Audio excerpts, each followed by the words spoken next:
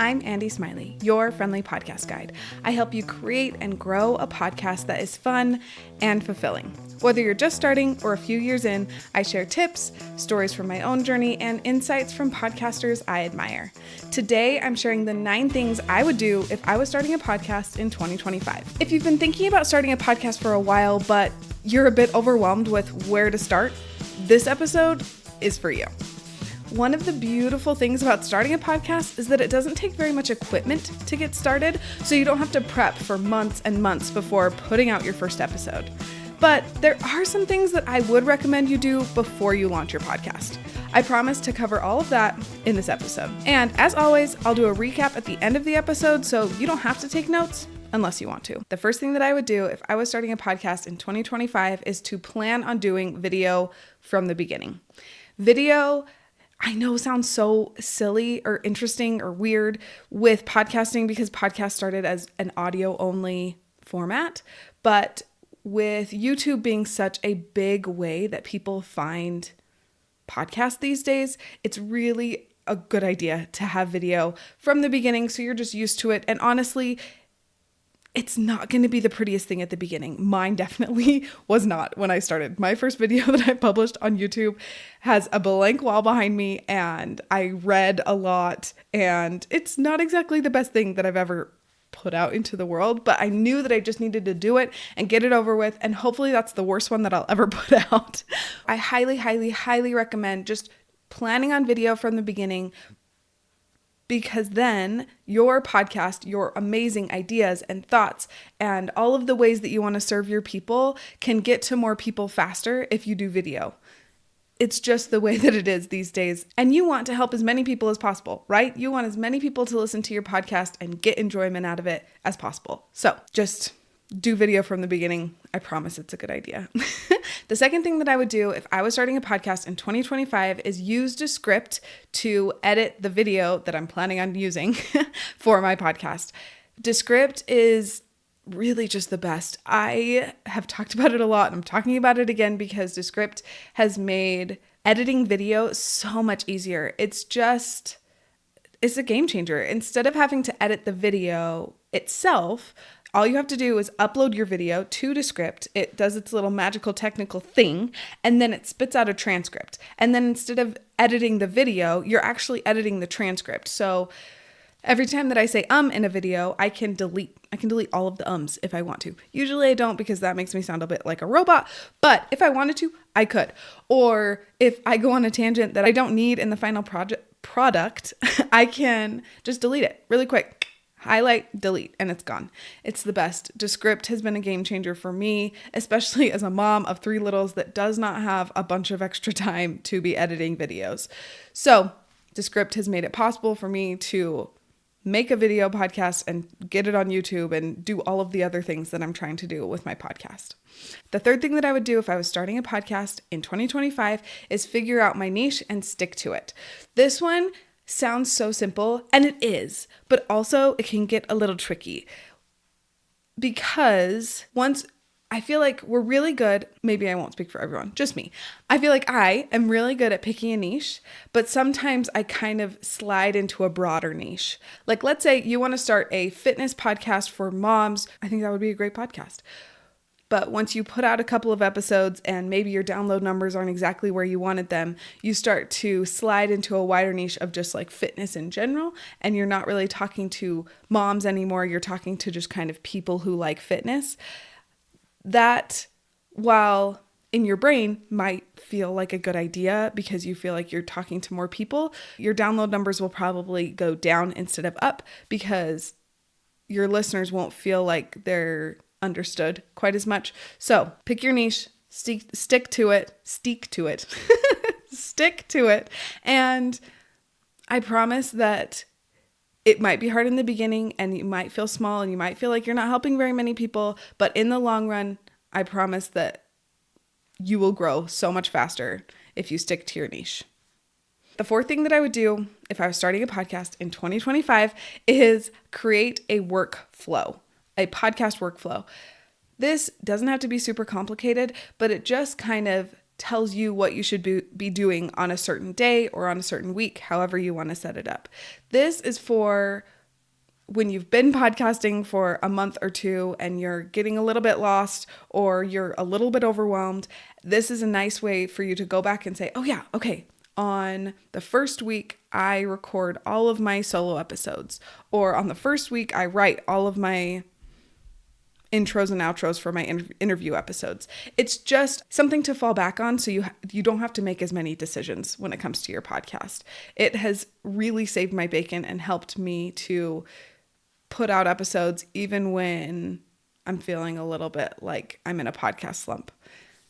It's really a beautiful thing. And I will say, when you create your podcast workflow, it is not set in stone. It can change. It can be flexible, especially, if you have sick kids for a week, then maybe you have to double up the next week because you didn't do very much podcast stuff. That literally happened to me last month because we all got sick with strep and I just had to put it off. And honestly, it ended up being a good thing because I ended up changing what my solo episodes were going to be about. And that's why I'm creating this one. This was not the plan, but here we are. And this has actually been a better fit for what I wanted to talk about. So it all works out, but having a workflow is a great foundation, a great place to start. And then it can be as flexible as it needs to be because life happens and we're moms and we just have to be flexible. The fifth thing that I would do if I was starting a podcast in 2025 is plan on having a seasonal show, not planning on having a weekly show. For the first 2.5 years of the Friendly Podcast Guide, I put out an episode every week. And truly for a long time, it worked pretty well.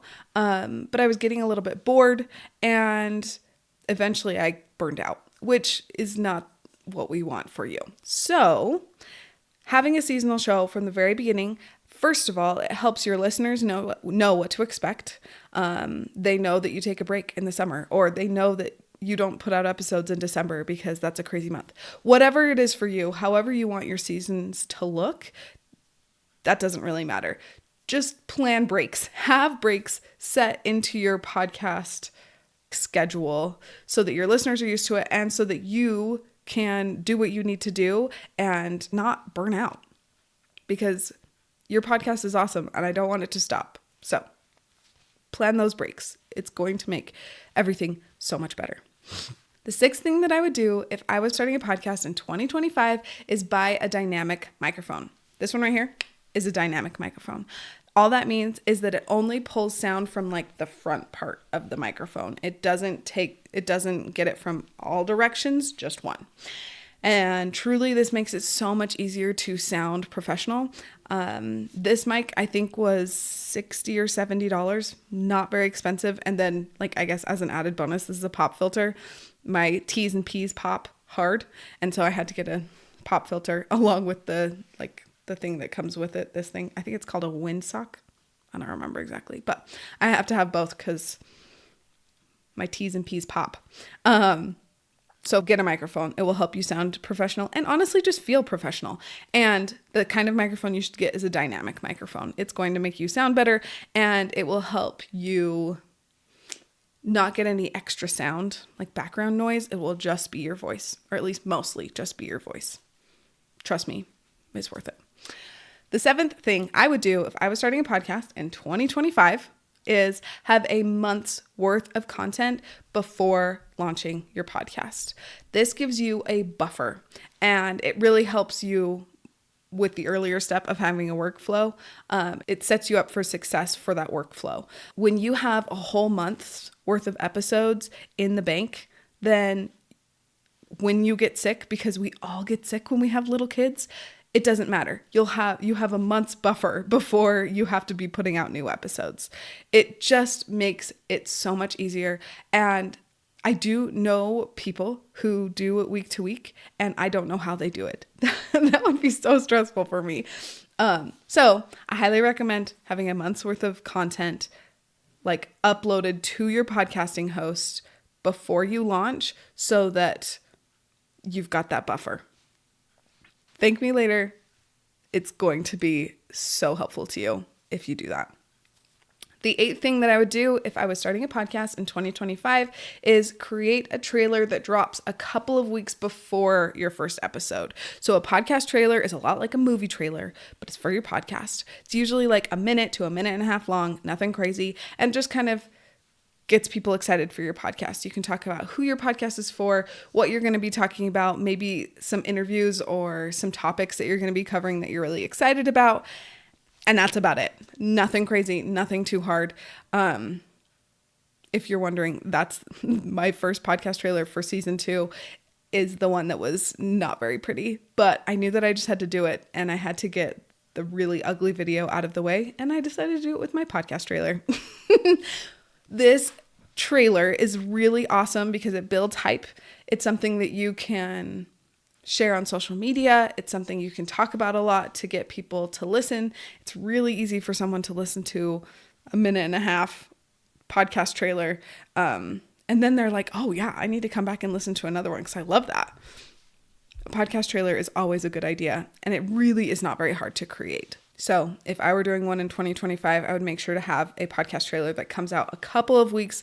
For me, for season 2, I did it 2 weeks before my first episode dropped, just to kind of start building hype, get people excited. The 9th and last thing that I would do if I was starting a podcast in 2025 is find a couple of podcast coaches to follow on social media or get their emails, or both, but not a bunch, like 2, maybe 3, but probably just 2, because you don't want to be inundated by podcasting advice as you're starting. There's a lot of advice out there. There's a lot of different ways to do things, and honestly, none of them are wrong, but it can be hard to be hearing multiple takes on the same idea. So just have 1 or 2 podcast coaches. And if I'm one of them, that makes me really happy. If I'm not, that's okay too. But just don't get overwhelmed by podcast coaches, because when we're overwhelmed, we usually don't finish whatever we're starting. And I want you to finish. I want you to put out your podcast. So just having 1 or 2 podcast coaches that you get advice from really helps limit the overwhelm that could happen. And as a bonus tip, I would highly recommend not having a podcast download number goal for the first season, at least, if not the first couple of seasons. Instead, have a goal of putting out a certain number of episodes, or making sure that you have a podcast episode out on every Tuesday. I am a goal girly. I love a goal. But if you have a goal around download numbers, the likelihood of you reaching that goal is pretty low for the first couple of seasons, just because you're putting your content out there, your people are finding you. So your download numbers might not be as high as you would like them to be. And when you have a download number goal, then you might get discouraged before your podcast even has a chance to make so many people's lives better. So that's a bonus tip. If you want some help applying these steps, these things to your podcast launch, I am currently offering a free podcast Jumpstart session. So what this entails is it's 60 minutes of you and me one-on-one talking about your podcast launch, you asking all of your questions, me answering all of your questions. It's specifically for women who are wanting to start a podcast, but they aren't sure where to start. Maybe you're a little overwhelmed by the process or the tech, or you're not sure exactly what you should talk about first for your first episode. That is exactly what this session would be. And I would answer your questions, kind of brainstorm with you, talk through whatever concerns that you have. I have 4 spots available for these Jumpstart sessions, and they are totally free. So if you would like one, comment Jumpstart below, or you can send me a DM on Instagram at Friendly Podcast Guide to claim your spot. Okay, here's a quick recap of the things that I would do if I was starting a podcast in 2025, and my goal is to say this in less than a minute or a minute and a half, but I also want you to be able to understand me. Here we go. First, do video from the beginning. Second, use Descript as your editing software because it makes editing video so much easier and just doable as a mom. The third thing is figure out your niche and stick to it. Even when it feels hard and it feels like it would be easier to be more general, just stick to your niche. 4, have a workflow for your podcast so that on the days or the weeks when you can't make another decision, the workflow has already made your decision and you know what you're supposed to be doing next for your podcast. The 5th thing is do seasons, have a seasonal podcast instead of a weekly one. The 6th thing is to buy a dynamic microphone. The 7th thing is to have a month's worth of content before you launch your podcast. The 8th thing is to create a podcast trailer and release it about 2 weeks before your first episode drops. The 9th thing is to find a couple of podcast coaches to follow on social media or get their emails, but don't do more than 2. Maybe 3, but I think 1 or 2 is the best. And then as the bonus tip is don't have download number goals for the first couple of seasons of your podcast, because you don't want to get discouraged when you're just beginning and getting into this whole new thing. As a podcaster, I know that I get a lot of questions about starting a podcast. If this is you, would you share this with your friend who's been asking you a bunch of questions about starting a podcast? This will help her know where to start without feeling overwhelmed. In next week's episode, you'll hear a conversation I had with Catherine, the host of Nothing Much Happens, which is my favorite sleep podcast. I use it very often. She has some great advice for podcasters who haven't quite launched their shows yet. Catherine is a wealth of knowledge. She has one of the top sleep podcasts in the world, and she is a very, very lovely person. Thanks for being here, and I'll see you next week.